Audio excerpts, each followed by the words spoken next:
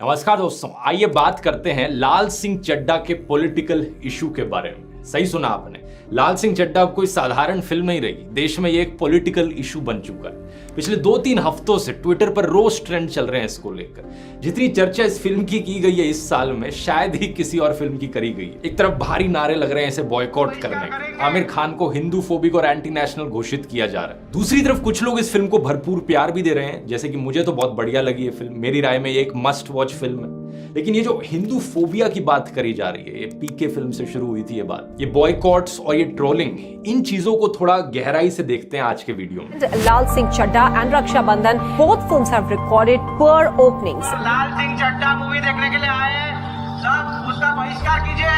A protest broke out at a mall in Jalandhar against this film, alleging that the film has hurt their religious sentiments. अगर मैंने किसी का दिल दुखाया है किसी चीज से, तो मुझे उस बात का दुख है और मैं किसी का दिल नहीं दुखाना चाहता हूँ। देशभक्त और देशद्रोही, एक समय हुआ करता था दोस्तों जब ये दोनों शब्द बड़े हैवी शब्द हुआ करते थे। जब कोई इन शब्दों का इस्तेमाल करता था तो कुछ मायने होते थे उसके, कि इनसे मिली ये एक बड़े देशभक्त टाइप के इंसान है, कोई बड़े ब्रेव आर्मी ऑफिसर हैं, या कोई सोशल वर्कर जिन्होंने हजारों पेड़ प्लांट कर दिए हों, या कोई एक्टिविस्ट जो किसी सोशल इवल के खिलाफ लड़ रहे हैं। और सिमिलरली देशद्रोही और गद्दार शब्द भी बड़े हैवी शब्द हुआ करते थे। इससे पहले कि मैं तुझे गद्दार करार देकर गोली मार दूं, भाग जा यहां से।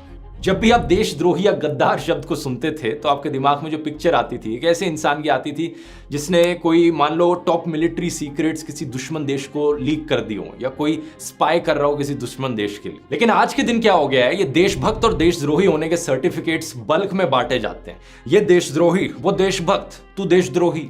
आपका कोई स्कूल का दोस्त हो, वो भी देशद्रोही निकल जाता है। कोई आपका पड़ोसी कुछ कह दे, अपनी राय दे दे किसी चीज पर, वो भी देशद्रोही निकल जाता है। एक्चुअली में कंडीशन काफी सिंपल है। अगर आप एक पर्टिकुलर पॉलिटिकल पार्टी का नैरेटिव फॉलो कर रहे हैं, उसके साथ चल रहे हैं, तो आपको देशभक्त होने का सर्टिफिकेट मिल जाता है। अगर आप उस नैरेटिव के खिलाफ कुछ भी कर दें तो आपको देशद्रोही बता दिया जाता है। फॉर एग्जाम्पल, इस इंसान को ही ले लीजिए, ये जेनोसाइड की बातें करता है एक कम्युनिटी के खिलाफ, औरतों के बारे में बड़ी चीप चीजें कहता है, यहां तक कि तिरंगे को बॉयकॉट करने की भी बात करने लग रहा है। लेकिन ना तो ये जेल में है और ना ही इसे किसी ने देशद्रोही कहा। क्यों?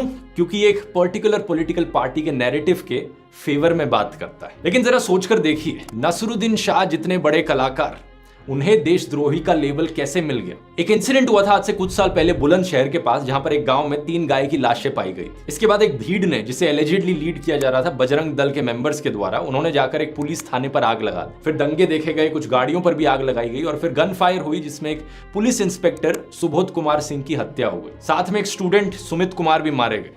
और जो एडिशनल सुपरिंटेंडेंट थे पुलिस के, उन्होंने स्टेटमेंट दी इस इंसिडेंट के बाद कि cow killers are our top priority. जो मर्डर और राइटिंग हुई उसे हम बाद में देखेंगे, पहले हम गाय के हथियारों को पकड़ेंगे। तो हुआ ये था कि नसरुद्दीन शाह बड़े शॉक हो गए इस इंसिडेंट को देखकर, और उन्होंने कहा कि एक गाय की हत्या के ज्यादा मायने हैं एक इंसान की हत्या के कंपैरिजन में। एज एन इंडियन इस बात को सुनकर उन्हें बड़ी चिंता होती है, और इसी चीज को लेकर उन पर देशद्रोही का लेबल लगा दिया गया, क्योंकि ऐसी बातें बोलना एक पर्टिकुलर पॉलिटिकल पार्टी के नैरेटिव के खिलाफ जाता है। रवीश कुमार को ही ले लीजिए, मीडिया का काम है असली इश्यूज पर बात करना, जो प्रॉब्लम्स हैं देश में उन्हें हाईलाइट करना ताकि उन्हें सुधारा जा सके। तो रवीश कुमार जब inflation, unemployment, public universities, jobs जैसे इश्यूज पर बात करते हैं, उनकी प्रॉब्लम्स को हाईलाइट करते हैं, उन पर भी देशद्रोही का लेबल लगा दिया जाता है। वैसे तो वो अपना काम करने लग रहे हैं, लेकिन नैरेटिव के खिलाफ बात जा रही है। तो आमिर खान की जो पहली कंट्रोवर्सी है उसमें भी कुछ ऐसा ही हुआ। उनसे एक इंटरव्यू में पूछा गया कि उनकी क्या राय है देश की सिचुएशन के बारे में। अब अगर वो जवाब देते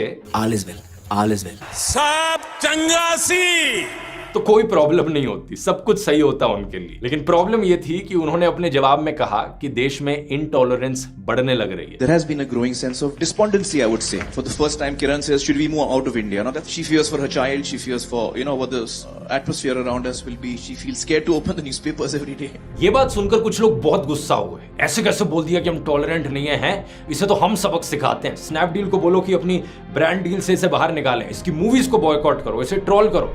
ऐसे कैसे इंटॉलरेंट बोल दिया, हम तो इतने टॉलरेंट हैं, यहाँ पर दिख नहीं रहा कि हम कितने टॉलरेंट हैं। या फिर दोस्तों, यहाँ पर लोग इतना गुस्सा नहीं थे, बल्कि एक नैरेटिव बनाया गया कि लोगों में गुस्सा था। क्योंकि बाद में पता चला एक एक्स बीजेपी आईटी सेल में काम करने वाले एम्प्लॉय ने बाद में जाकर बताया कि बीजेपी आईटी सेल के चीफ ने अपने पूरे सोशल मीडिया सेल को कहा था कि एक नैरेटिव बनाओ। आमिर खान के खिलाफ ट्विटर ट्रेंड्स चला। बात वहीं पर आ जाती है कि एक पॉलिटिकल पार्टी का नैरेटिव है। Late superstar singer Sidhu Moosewala ने अपने गाने में कहा था, नित कंट्रोवर्सी क्रिएट मिलूगी, धर्मा दे नाम ते डिबेट मिलूगी, सच बोलेगा तो मिलू 295, करेगा तरक्की पुत हेट मिलूगी। और ये चीज हम अपने आसपास होते हुए भी देख सकते हैं। हमें पिछले कुछ सालों में कितने ऐसे मर्डर्स देखने को मिले हैं। रैशनलिस्ट नरेंद्र दाभोलकर का मर्डर, जर्नलिस्ट गौरी लंकेश का मर्डर, कमलेश तिवारी को मारा गया, तबरेज अंसारी को मारा गया, पहलू खान का मर्डर, उदयपुर में अभी रिसेंटली कन्हैया लाल को मारा गया। ये जो सारे मर्डर्स हैं, ये किन कारणों की वजह से हुए? क्योंकि लोगों ने अपने कुछ व्यूज एक्सप्रेस किए,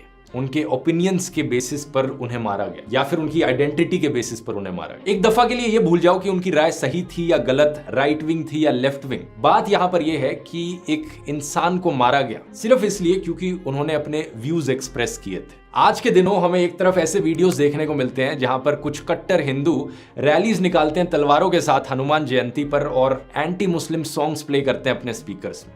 दूसरी तरफ हमें कुछ ऐसे वीडियोस देखने को मिलते हैं जहां पर कट्टर मुस्लिम लोग अपने हाथ में पत्थर लिए सर तन से जुदा के स्लोगन्स उठाते हैं। ए.आर. रहमान के खिलाफ एक दफा फतवा हुआ था क्योंकि उन्होंने एक गाना बनाया था एक ऐसी फिल्म के लिए जो प्रॉफेट मोहम्मद की जिंदगी पर थी। सिंघू बॉर्डर पर लिंचिंग जो देखने को मिली ब्लास्फेमी के एलिगेशन पर थी। नुपुर शर्मा और जुबैर के खिलाफ, दोनों के खिलाफ डेथ थ्रेट्स हमें देखने को मिले। बात मैं आपको यह बताना चाह रहा हूं कि ये इनटॉलरेंस नहीं तो क्या है देश में। और आज के दिन सिर्फ कोई फ्रिंज एलिमेंट्स के द्वारा ये नहीं देखने को मिल रहा है, बल्कि सिस्टम भी ये चीजें करने लग गया है। जैसे कि उत्तर प्रदेश में जर्नलिस्ट पवन जायसवाल के खिलाफ यूपी सरकार ने एफआईआर दर्ज कर दी क्योंकि उन्होंने ये दिखा दिया कि स्कूल के बच्चों को रोटी मिल रही थी नमक के साथ mid day meals. Political satirist Nilesh Sharma को कांग्रेस गवर्नमेंट के द्वारा अरेस्ट कर लिया गया छत्तीसगढ़ में उनके आर्टिकल की वजह से। इसके अलावा हर दूसरे दिन कोई बॉयकॉट के नारे उठाए जाते हैं। कभी इस कंपनी को बॉयकॉट करो, कभी उस एक्टर को बॉयकॉट करो। हल्दीराम्स और फैब इंडिया जैसी कंपनीज के खिलाफ भी बॉयकॉट कैंपेन्स चली। अब बॉयकॉट तो दोस्तों गांधी जी ने भी किया था इंग्लिश सामान को,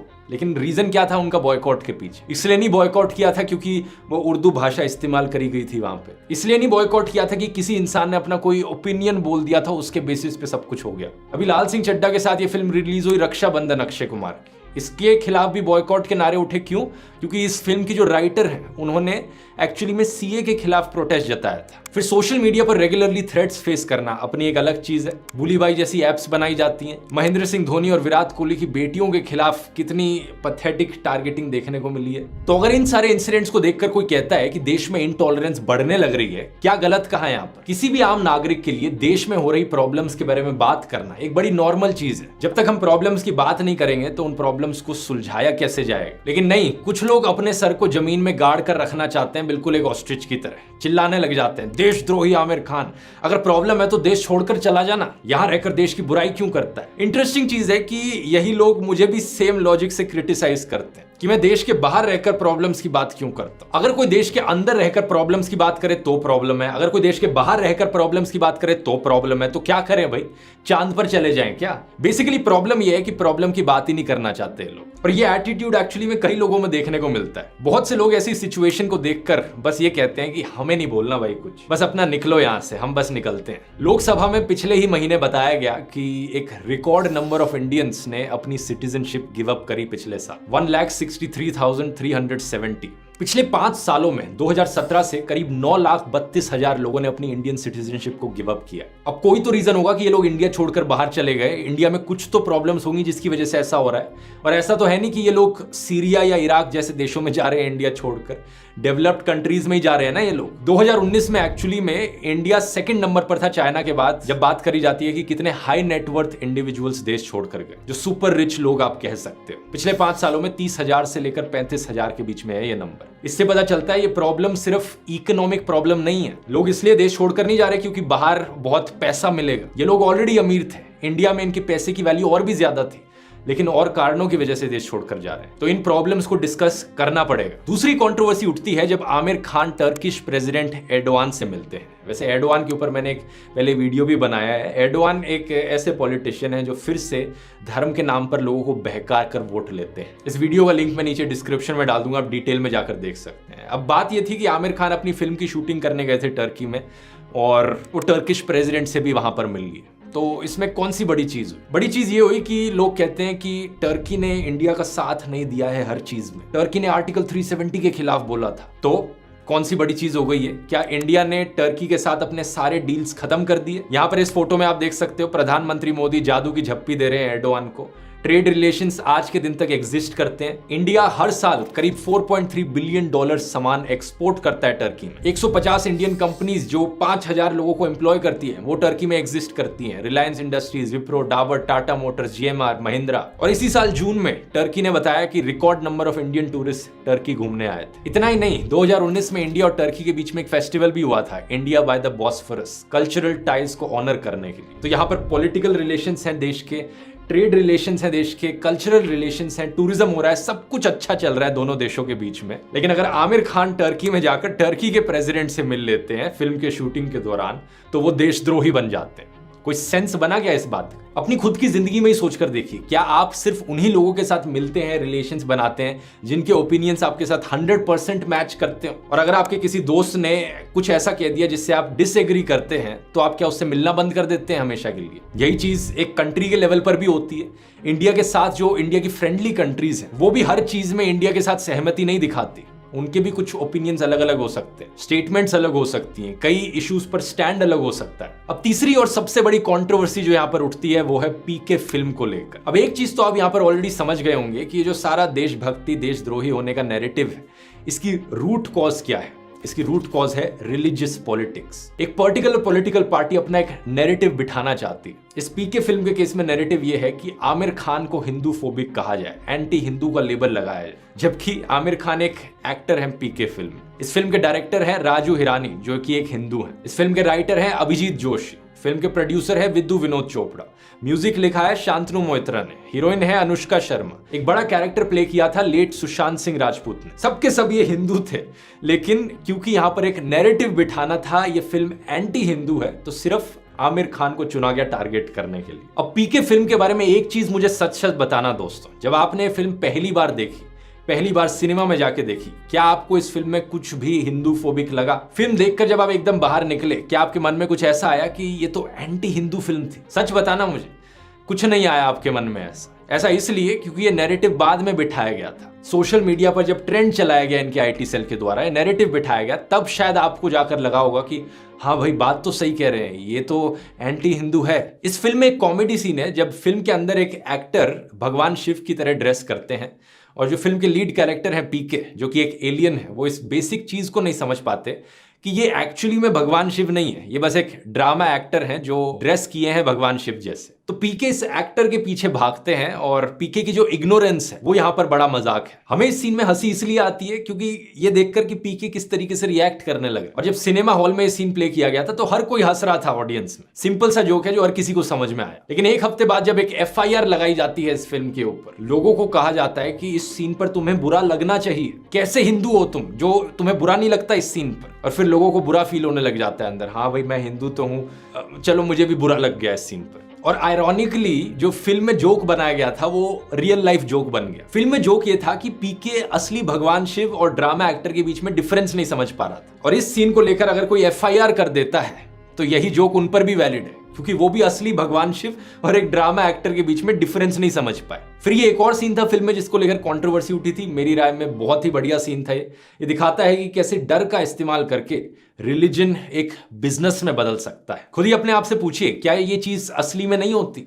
ये जो सारे रॉन्ग नंबर बाबा हैं, ये और क्या करते हैं? धर्म का इस्तेमाल करके आपको झूठी कहानियां सुनाते हैं, आपके अंदर डर जगाते हैं, और उसके बल पे अपना धंधा चलाते हैं। कौन है ये पीके?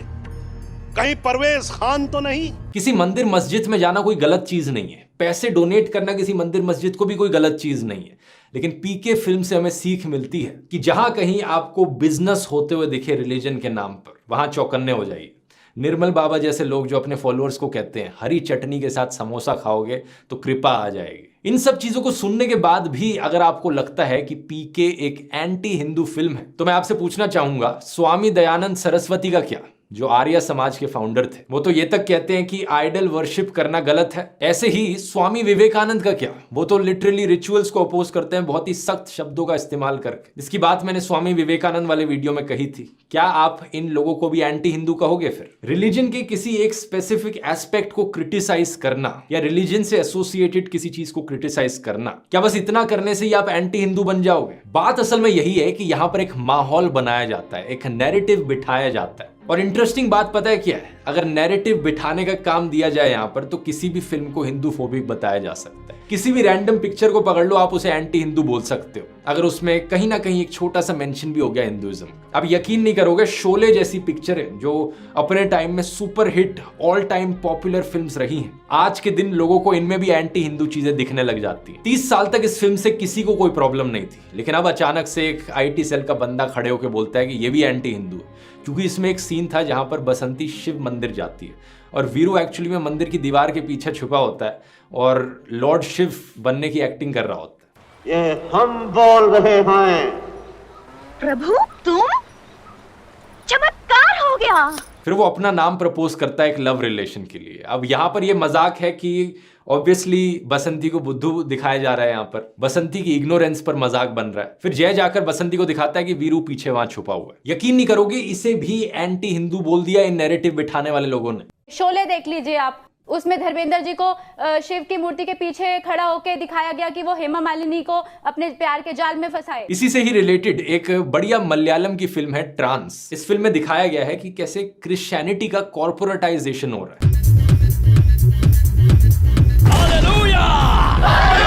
कैसे धर्म का इस्तेमाल करके लोगों को बेवकूफ बनाया जा रहा है। अब इस फिल्म में भी क्रिश्चियनिटी को डिसरिस्पेक्ट नहीं किया जा रहा है, बल्कि जो लोग क्रिश्चियनिटी का इस्तेमाल करके लोगों को बेवकूफ बनाते हैं उस चीज को क्रिटिसाइज किया जा रहा है। लेकिन अगर हर धर्म के लोग इसी तरीके से बात करने लग गए कि नहीं यहां तो क्रिश्चियनिटी का मजाक उड़ाया जा रहा है, वहां तो हिंदुइज्म का मजाक उड़ाया जा रहा है, तो दुनिया में जो प्रोग्रेस हो रहा है ना वो बिल्कुल खत्म हो जाएगा। दिवाली पर अक्सर सुनने को मिलता है से नो टू क्रैकर्स, क्योंकि पटाखे फोड़ने से यहाँ पर पोल्यूशन फैलता है। बड़ी कॉमन सी चीज है, जब मैं स्कूल में था ये चीज स्कूल में हर जगह बताई जाती थी और बच्चे सुनते भी थे इस चीज को। मतलब कुछ बच्चे सुनते थे, कुछ नहीं सुनते थे, लेकिन किसी को कोई इतनी प्रॉब्लम नहीं होती थी इस स्लोगन से।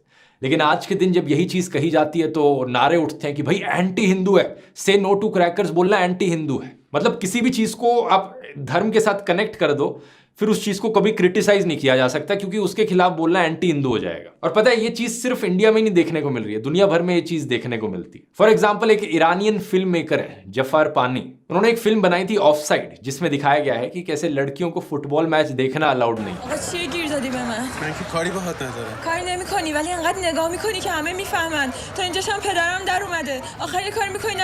फिर से वो रिलीजन से एसोसिएटेड एक ऐसी चीज को क्रिटिसाइज कर रहे थे जो लोग करते हैं, ऑब्वियसली गलत है, लेकिन इस फिल्म को लेकर उन्हें वहां पर क्रिटिसाइज किया गया।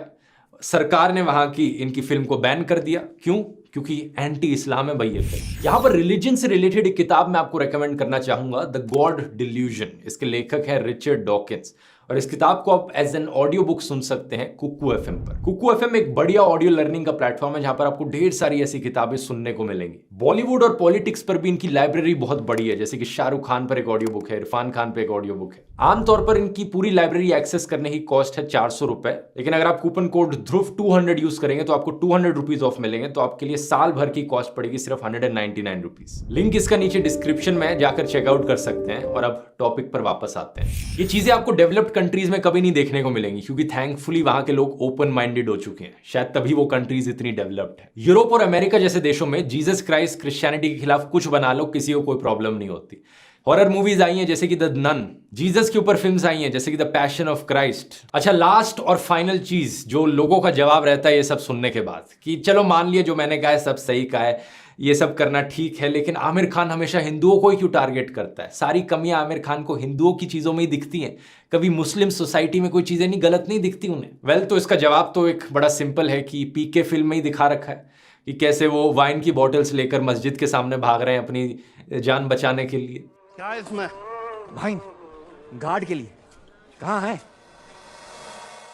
अब कहोगे कि लेकिन हिंदू को थोड़ा ज्यादा दिखा रखा है वहां पर, मुस्लिम्स को इतना सा दिखाया है, तो एक पूरी पिक्चर बनाई है फिर सीक्रेट सुपरस्टार, जिसमें दिखा रखा है कि एक मुस्लिम हाउस होल्ड की लड़की कैसे जाकर सुपरस्टार बनती है। कंजर्वेटिज्म के अगेंस्ट फाइट करती है। इसके अलावा अर्थ 1947 और सरफरोश जैसी मूवीज का क्या। इनफैक्ट लाल सिंह चड्ढा कोई देख लो, अगर आपने फिल्म ऑलरेडी देख ली है सिनेमा में जाकर तो आपको पता होगा कि इस फिल्म में इस्लामिक रॉन्ग नंबर बाबा को क्रिटिसाइज किया गया है। जो रॉन्ग नंबर बाबाज लोगों को ब्रेन वॉश करते हैं कि वो टेररिस्ट बन जाए, ऐसे वादे देकर कि हेवन में आप हूर से मिलोगे, इसका क्लियर कट मजाक उड़ा रखा है। लेकिन जिन लोगों को नैरेटिव बिठाना है वो इन चीजों पर बिल्कुल साइलेंट रहेंगे, क्योंकि उन्हें एक इमेज बनानी है आमिर खान एंटी हिंदू है। अगर सेम लोगों को ऊपर से इंस्ट्रक्शन आती कि हमें आमिर खान को एंटी मुस्लिम दिखाना है तो वो सिर्फ इन्हीं चीजों को हाईलाइट करते और बाकी जो दिखाया गया उन सबको इग्नोर कर देते। तो ये बड़ा अनफॉर्चुनेट है कि एक वीडियो बनाकर ये सारी चीजें मुझे एक्सप्लेन करनी पड़ रही है। दो बड़े कारण है मेरे। एक तो ये है कि आज आमिर खान को टारगेट किया जा रहा है, कल किसी और को किया जाएगा, तो आप आज ही समझ लो कि ये नैरेटिव किस तरीके से बिठाया जाता है। पहले मुनावर फारूकी को टारगेट किया गया था, कैरी मिनाटी को भी किया गया था, इस पर भी मैंने वीडियो बनाया था डिटेल में सेम चीजें समझाते हुए। और दूसरा और शायद इससे भी बड़ा कारण ये है कि आमिर खान की फिल्में मुझे बहुत पसंद। पैसे नहीं दिए किसी ने मुझे वीडियो बनाने के, मैं इसलिए बना रहा हूं क्योंकि जेन्युइनली 3 इडियट्स और पीके जैसी film all time favourite films है मेरी। 3 इडियट्स और दंगल जैसी फिल्मों ने कितने लाखों बच्चों को, लाखों लोगों को इंस्पायर किया है कि वो कुछ ऐसी चीज करें जिसको लेकर वो पैशनेट है। और मैं कहूंगा मेरी जिंदगी पर भी इस फिल्म ने बहुत इंपैक्ट डाला। इसके अलावा एक चीज जो मुझे बहुत अच्छी लगती है वो ये है कि आमिर खान की फिल्मों में एंटरटेनमेंट के साथ साथ कुछ सोशल मैसेज जरूर होता है सोसाइटी के अच्छे के लिए। तारे ज़मीं पर में एक डिसलेक्सिया की बात करी थी और चाइल्ड साइकोलॉजी का इशू उठाया था। दंगल में वुमेन एम्पावरमेंट और लाल सिंह चड्ढा, इसका मैसेज थोड़ा और भी गहरा है इन बाकी फिल्मों के कंपैरिजन। एक तरफ ये फिल्म इनोसेंस को दर्शाती है, कैसे हम लोग बड़े होकर अक्सर जिंदगी का असली मकसद ही भूल जाते हैं, जिंदगी की भागदौड़ में कहीं जीना ही भूल जाते हैं, जो करीना कपूर का कैरेक्टर दिखाता है। और दूसरा ये आपको सोचने पर मजबूर करती है कि क्या आपकी जिंदगी में जो आपके साथ होने लग रहा है उससे आपका फ्यूचर डिसाइड होगा या फिर आप अपना फ्यूचर खुद से बनाओगे। अक्सर मोटिवेशनल स्पीकर्स ये कहते हैं कि मैं अपनी तकदीर खुद लिखता हूं, मैं अपना रास्ता खुद चुनता हूं, कोई मुझे नहीं बताएगा कि क्या होगा मेरी जिंदगी में। लेकिन असलियत में कुछ चीजें होती हैं जो आपके कंट्रोल के हमेशा बाहर होती हैं और इसी कॉम्प्लेक्सिटी को इस मूवी में बड़ी अच्छी तरीके से दिखाया गया है। ये फिल्म फॉरेस्ट गम की रीमेक है जो मैंने आज से करीब 4-5 साल पहले देखी थी, वो भी बहुत बढ़िया लगी थी मुझे। लेकिन ये फिल्म और भी ज्यादा अच्छी लगी मुझे क्योंकि ये इंडियन सेटिंग में बेस्ड है, तो आज के जमाने के लोग इससे ज्यादा रिलेट कर सकते हैं और इंडियन ज्यादा रिलेट कर सकते हैं। फॉरेस्ट गम पुरानी भी हो गई है तो उसके जो इवेंट्स हैं वो और भी पुराने हैं। मुझे लगता है कि फॉरेस्ट गम जैसी फिल्मों को हर भाषा में रीमेक करना चाहिए ताकि अलग अलग देशों के लोग इन चीजों से रिलेट कर पाए। एनीवेज कोई ज्यादा स्पॉयलर्स नहीं दूंगा मैं आपको ताकि आपका मजा खराब ना करूं अगर आपने मूवी अभी तक देखी नहीं है। ये जरूर कहूंगा अगर आप मूवी जाकर देखते हैं आपका दिल खुश हो जाएगा। कुछ फिल्में होती हैं जिन्हें देखने के बाद आपके अंदर गुस्सा जागता है, नफरत जागती है कुछ लोगों के खिलाफ। ये फिल्म उसकी बिल्कुल उल्टी है। इसे देखने के बाद आपको इंसानों के प्रति खुशी महसूस होती है, प्यार महसूस होता है। और फाइनली मैं बस इतना कहना चाहूंगा कि आमिर खान ने जो अपनी जिंदगी में किया है एक्टर होने के अलावा वो देशभक्त की कैटेगरी में ज्यादा फिट बैठता है। उनकी नॉन प्रॉफिट ऑर्गेनाइजेशन पानी फाउंडेशन ने 4000 से ज्यादा ड्राउट इफेक्टेड विलेजेस को महाराष्ट्र में पानी पहुंचाया है। सत्यमेव जयते जैसे शोज में ढेरों सोशल इश्यूज को उठाया है और अवेयरनेस फैलाई है आम जनता के बीच में। इस सब के बावजूद भी अगर आपको लगता है कि वो देशद्रोही कहलाने लायक हैं तो आपको अपने अंदर झांकने की जरूरत है। इस वीडियो को शेयर कीजिए दोस्तों अपने परिवार और दोस्तों के साथ, स्पेशली जो लोग ब्रेन वॉश हो चुके हैं इस नैरेटिव से, जिन्हें हर चीज में हिंदू फोबिया, एंटी हिंदू चीजें दिखने लगती हैं, ताकि उन्हें भी कुछ असलियत पता चले। बहुत बहुत धन्यवाद।